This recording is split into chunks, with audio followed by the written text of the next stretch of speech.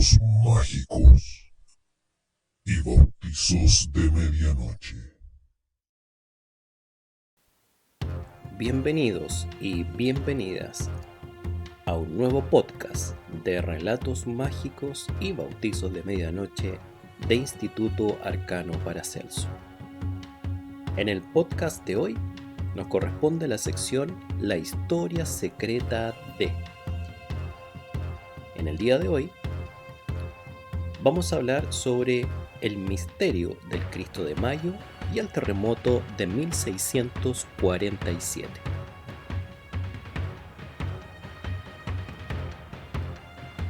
Imaginen por un instante el siglo XVII en América. Una serie de pequeñas ciudades en medio de un inmenso océano de territorio deshabitado, separadas por miles de kilómetros unas de otras, a días, semanas e incluso meses a caballo, por parajes desérticos o selvas impenetrables. Islas en un continente nuevo. Los conquistadores prácticamente habían llegado a colonizar otro planeta, habitado por seres humanos extraños, diferentes, animales nuevos, prodigios y secretos incontables escondidos entre los rincones de una tierra absolutamente misteriosa. Entre ellas, Santiago de la Nueva Extremadura era quizás la capital más alejada de todas. La frontera con los mapuche se había convertido en una especie de Vietnam para la corona española. Los tenientes y soldados indisciplinados eran castigados con una destinación a esta capitanía pobre y perdida en el fin del mundo. Acá, en Santiago, una burguesía todopoderosa que se sentía gobernando un desierto, alejada de lo que valía la pena, intentaba pasar la vida en sus fundos y solares, tratando de copiar los usos, la arquitectura y los eventos sociales como el reflejo del reflejo del reflejo de lo que ocurría en Madrid, Lisboa, Ciudad de México, incluso Lima. Todos nombres que les evocaban la verdadera civilización, mientras languidecían en medio de la nada, tratando de no morir de miedo con las incursiones de violentos indígenas que cada cierto tiempo amenazaban la calma del reino, dependiendo en buena medida de las largas caravanas que venían desde el puerto de Valparaíso, distante a un par de días a caballo, en una frágil cadena de abastecimiento que mantenía el precario sentido de confort en este margen del imperio, con un pie al borde del abismo de la barbarie y la muerte. Remedo de ciudad. 4.000 personas habitaban Santiago de la Nueva Extremadura en esos años. ¿Se imaginan 4.000 personas en un partido de fútbol en el Estadio Nacional? Eso fuimos, un poblado perdido en el desierto tras la cordillera, de cara al océano a miles de kilómetros hasta la siguiente ciudad importante en el mapa. Solos. 13 de mayo de 1647. Esos 4.000 santiaguinos dormían tranquilamente cuando, sin previo aviso, a las 10:30 de la noche, una hecatombe telúrica levantó el valle como una alfombra y la dejó caer en medio del horror de hombres, mujeres y niños que, en la más completa oscuridad, buscaban instintivamente salir de sus habitaciones, donde caían cuadros, muebles, vigas y muros completos. Los gritos y el rugido de la tierra se confundieron en un mismo bramido del horror durante al menos 3 interminables minutos. Con la duración de una canción estándar, la tierra sacudió las casas, templos, claustros, pilastras y techos, vigas y tejas desde el lomo de la capital del Reino de Chile. Durante 3 minutos eternos, los puños de Dios golpearon el suelo, haciendo caer una ciudad precaria levantada en adobe y vigas de madera, en medio de estruendos que las crónicas de la época dicen que se sintieron incluso en regiones apartadas del territorio. personas gritando entre muros que se derrumbaban, rocas que rodaban desde el Cerro Santa Lucía, casas cayendo aplastando a familias completas. Una nube de polvo y el humo de los primeros incendios, producto del aceite derramado y las velas, envolvían el infierno donde todo se venía al suelo. La imponente Catedral de Santiago se plegaba sobre sí misma. Los pilares caían con estruendo, las campanas sonaban al chocar contra el pavimento. La niebla del polvo recortaba siluetas intentando salir desde habitaciones que parecían engullirnos y volver al polvo. El fin de todo. De pronto, el silencio. Luego, alaridos, llantos y gemidos, gritos de auxilio entre ruinas imposibles de mover, cuerpos aplastados, trozos de carne cubriendo las calles, personas a medio vestir moviéndose como fantasmas entre la neblina, paisaje submarino irreal, apenas visible por la tenue luz de la luna y los hedores a podredumbre que surgían de acequias rotas, pozos sépticos vertidos, gases sulfurosos y exhalaciones pestilentes que surgían de grietas en el terreno. No se distinguía calle de casa, todo era una gran demolición en la oscuridad. El cadáver de una ciudad ensangrentada y sus hijos moviéndose entre los escombros, llamando a los suyos a gritos. Hombres y mujeres hincados entre los adobes de sus casas, sin saber bajo qué muro se encontraba su padre, su hermano. Instintivamente, comenzaron a moverse en dirección a la plaza de la ciudad, donde una pequeña multitud se confesaba a gritos frente a las ruinas de la casa de Dios, a la deriva en la penumbra del fin del mundo, incomunicados y abandonados por el Señor. Eran las 11 de la noche y los derrumbes, los gemidos de los malheridos y las órdenes a ciegas de las pocas autoridades que se buscaban entre el polvo, la tos y el pánico generalizados, daban cuenta de la confusión, el caos, la muerte, la ausencia de Dios, la oscuridad vivida tras el horroroso terremoto de mayo. Santiago de la Nueva Extremadura, visto desde las alturas, se había convertido en una ruina, cementerio humeante, llaga arquitectónica retorcida y podrida en el costado de América, poblada de fantasmas mugrientos aullándole a Cristo en medio de la noche. 1000 personas murieron en esos 3 minutos, un cuarto de la población, principalmente servidumbre y niños.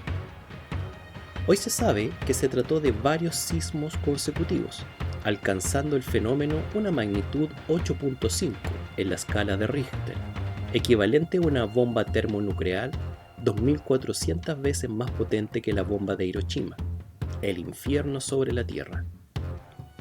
El obispo de la capital, Gaspar de Villarroel, se dirigió ensangrentado y descalzo hacia la plaza a ofrecer consuelo a su grey, permaneciendo allí toda la noche. El recuento para la iglesia era desastroso. La mayoría de los templos y conventos estaban en el suelo. Las veneradas figuras religiosas, utensilios y mobiliario estaban destruidos. Todo parecía indicar un tremendo castigo divino. La muchedumbre desesperada veía signos en todos lados intentando explicarse la debacle. Claramente, la destrucción de la mano derecha de la figura de Santiago, santo patrono de la ciudad, indicaba que había estado incapacitado de ayudar a detener el castigo. En la iglesia de las Mercedes, destruida casi por completo, la estatua de San Pedro Nolasco se había girado hacia la imagen de la Virgen, como rogándole por sus hijos. La gente contaba que una india había parido 3 hijos 3 días antes y que el último había predicho la tragedia, que otra india vio una bola de fuego cruzando el edificio del cabildo, que unos arrieros habían escuchado en la cordillera voces de demonios, cajas y trompetas como quien prepara una invasión días antes, que todas las imágenes religiosas importantes se habían destruido como un mensaje de condenación, aplastadas bajo toneladas de adobe y mármol. Pero, sin duda, el prodigio más grande de todos lo encontraron a las pocas horas los monjes agustinos entre los restos de su enorme templo, que ahora no era más que un montón de escombros, con todos sus muros y paredes en el suelo, excepto uno. Porque entre las columnas, altares, bancas y fierros retorcidos de la iglesia, una sola pared había quedado en pie, la que resguardaba la imagen del Cristo de la Agonía, una imagen esculpida toscamente en madera policromada por el agustino Pedro de Figueroa en 1631, al estilo dramático del barroco limeño, pero con la austeridad de esta capitanía pobre. Todos quedaron atónitos al descubrir que, además, 2 velones al pie de la imagen se habían mantenido encendidos, a pesar de la violencia de los hechos. Los hermanos comenzaron a congregarse alrededor de la figura en medio de la penumbra, hasta que uno de ellos, levantando su lámpara hacia ella, se percató de algo incluso más extraño. Esa imagen, que aún podemos ver en la iglesia de los Agustinos, en el centro de la actual Santiago de Chile, de rostro cruzado por las heridas de la pasión, que parece mirar hacia el cielo con un gesto distinto, adusto, inquisidor, casi enojado, como recriminando su situación, lejos de la mirada lánguida, llena de ruego del Jesús clásico que le pregunta a su padre por qué lo ha abandonado. Esa imagen del cuerpo del Salvador en su agonía tenía la corona de espinas puesta en el cuello. Entre los escombros, levantaron una escalera y un hermano subió hasta la imagen. Con profundo respeto, tomó la corona entre sus manos para corregir el error, cuando una nueva réplica del terremoto removió el valle. Cayeron algunos muros que habían conseguido mantenerse en pie y una nueva nube de polvo se levantó entre los restos del animal moribundo que era Santiago. Todos se miraron horrorizados. ¿Era una señal? En los momentos de desesperación todo nos habla, el color del cielo, el ruido de los pájaros. Nos ponemos alertas a cualquier señal que nos dé alguna mínima pista sobre el sentido del horror que nos rodea. ¿El Cristo no quería que le devolvieran la corona a la cabeza?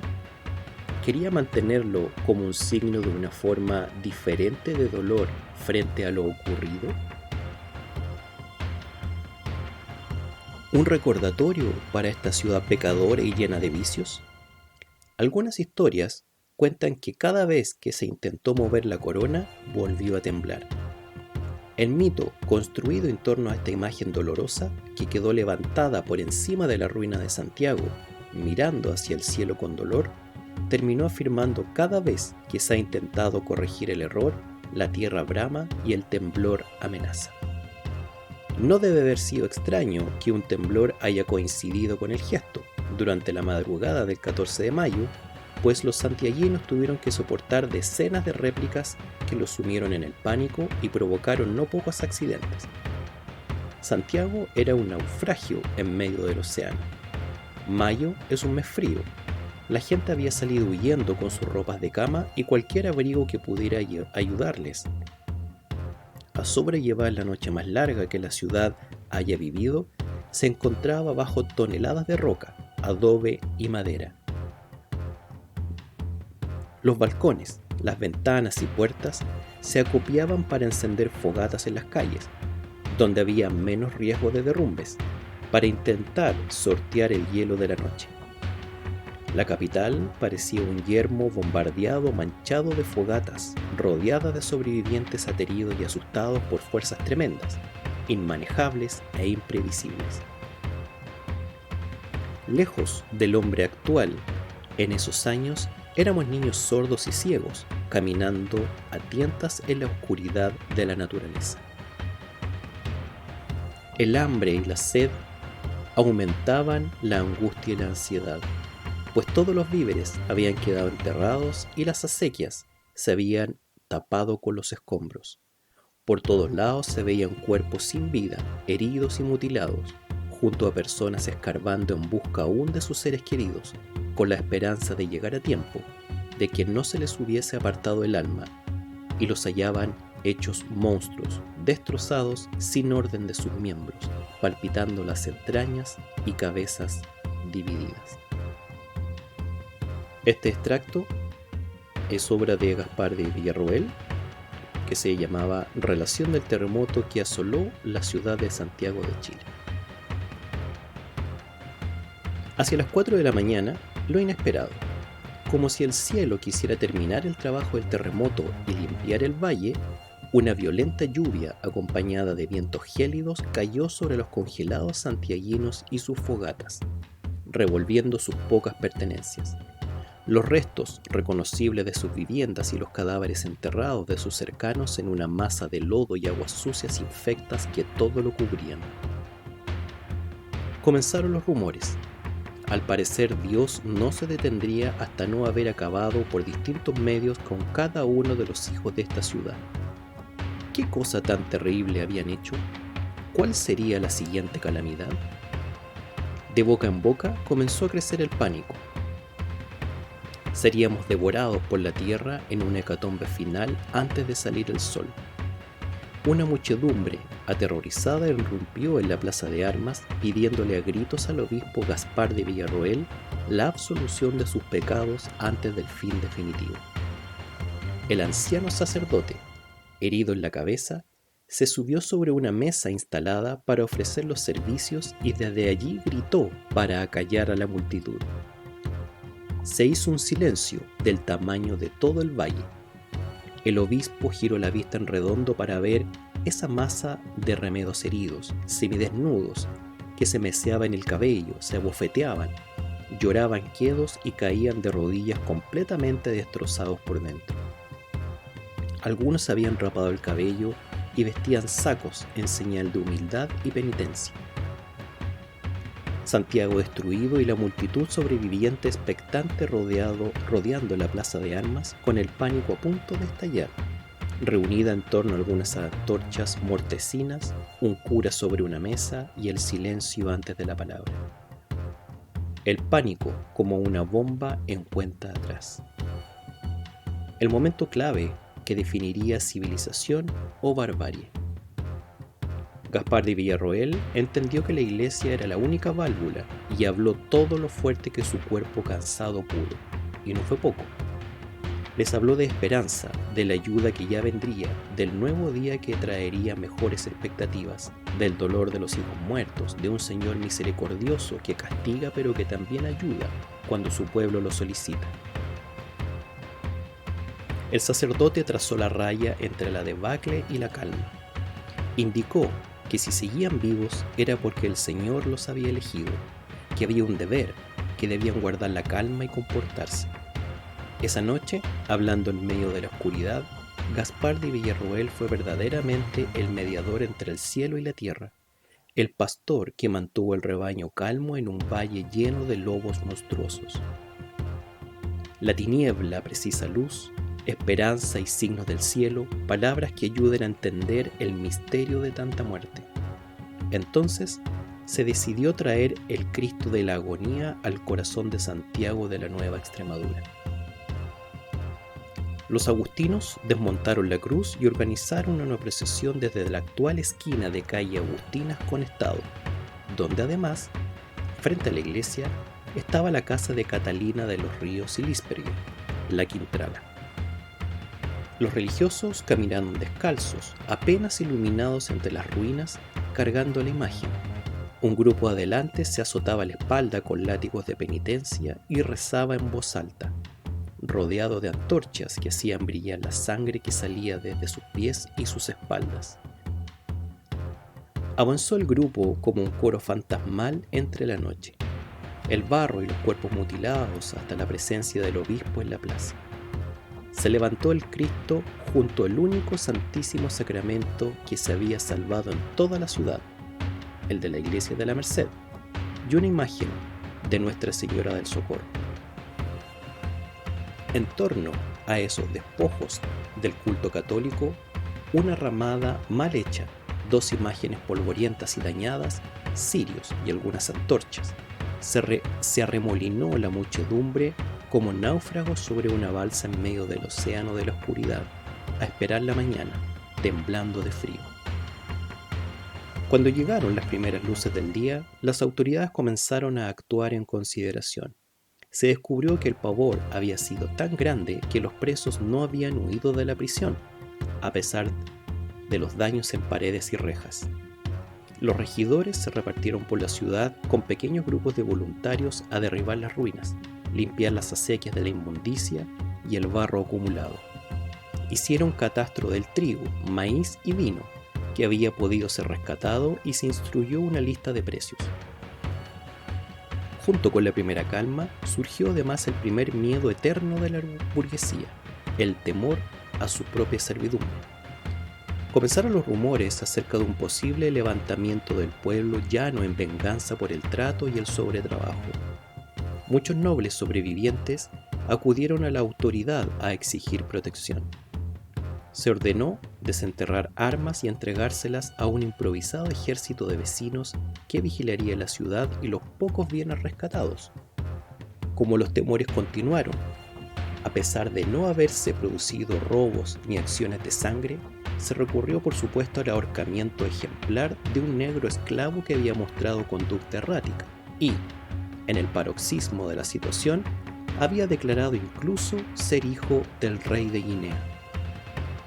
Una demostración de fuerza salvaje a petición de la burguesía nerviosa, como tantas otras veces en la historia de nuestro país.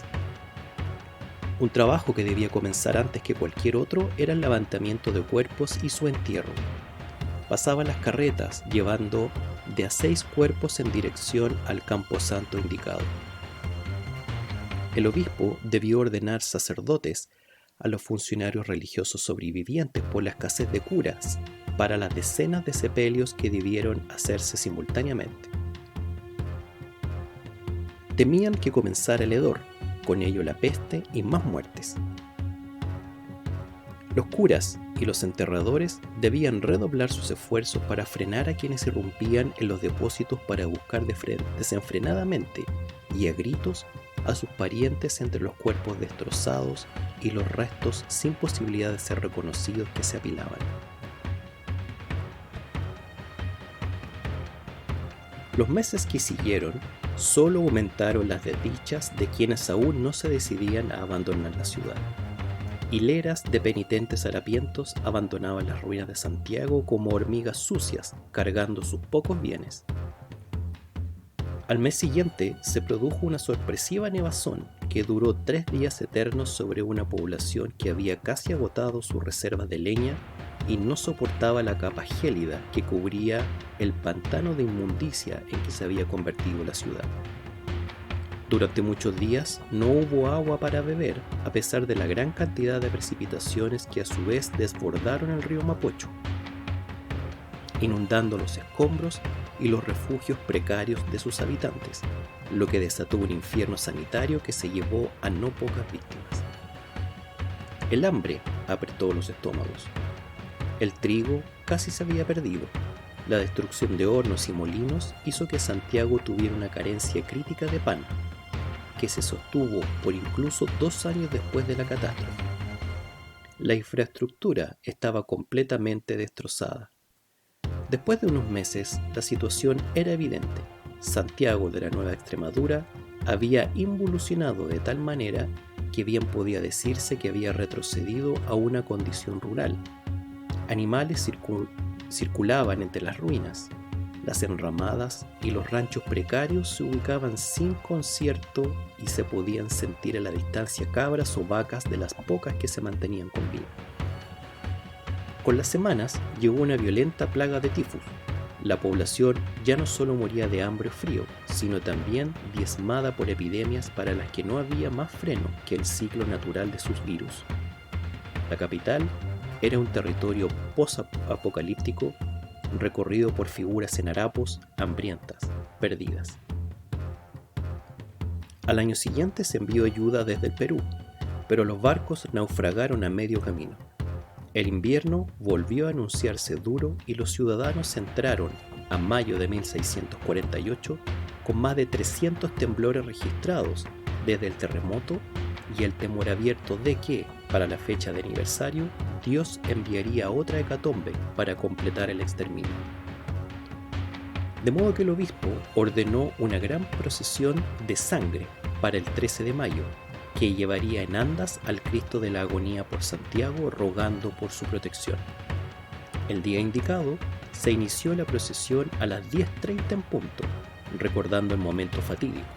Iluminada por antorchas y cirios rojos que sacerdotes flagelantes e integrantes de la Cofradía del Cristo llevaban en su lento navegar por las calles de una ciudad aún en el suelo. Se estableció solemnemente que cada año los santiaguinos homenajearían sin falta la figura extraña de este Cristo de madera amenazante, con su corona de espinas en el cuello para pedir su protección. El año 1649, los observadores estimaron en 2.000 personas las muertas por la epidemia, el doble de los fallecidos durante el terremoto. Hubo escasez tremenda de servidumbre y de mano de obra agrícola. En 1650 se confirmaba la muerte o desaparición de 4.000 personas, entre enfermos de tifus, gripe, muertos por accidentes, congelamiento, hambre, en todo el valle. Santiago de Chile rodaba cuesta abajo, desintegrándose en el camino, reducida a una mancha de piedra y escombro fétido en medio del valle, tierra de nadie. La Capitanía General del Fin del Mundo estaba arruinada, en el suelo, y una idea comenzó a crecer en los influyentes. La capital del país estuvo a punto de ser trasladada a Concepción o de plano refundada más al norte, quizás Quillota.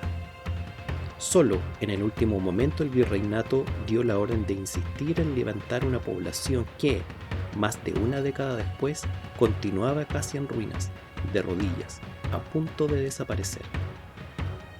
Hoy sabemos que el origen de esta catástrofe no estuvo en el ceño fruncido de Dios o en los pecados de la población, sino una falla geológica ubicada a poco más de 8 kilómetros al este de la Plaza de Armas de Santiago. Una grieta que recorre los faldeos precordilleranos llamada Falla de San Ramón, y sobre la cual la poca memoria de los chilenos ha levantado nada menos que un centro de investigación nuclear y una de las plantas de proceso y acopio de gas más grandes del país.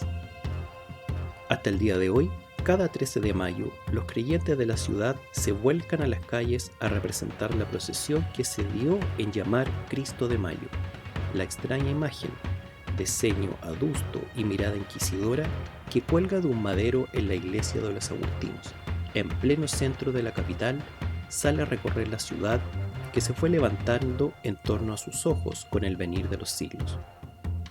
La corona de espinas aún sigue rodeando su cuello, sus ojos siguen cuestionando el cielo.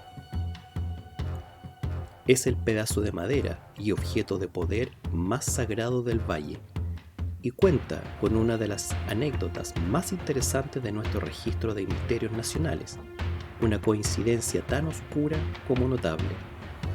Solo 2 veces no se ha realizado, por diferentes razones, la procesión del Cristo de Mayo en nuestra capital. Solo 2 veces no hemos cumplido con la promesa hecha en la noche oscura de 1647, en 1960 y en 2009, justo antes de los 2 terremotos más grandes que ha sufrido nuestro territorio, el de Valdivia y el de Concepción, el reciente sismo del año 2010. Esta ha sido la historia secreta de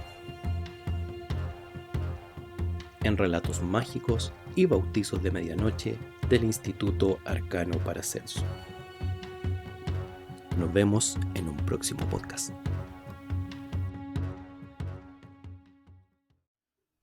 Relatos mágicos y bautizos de medianoche.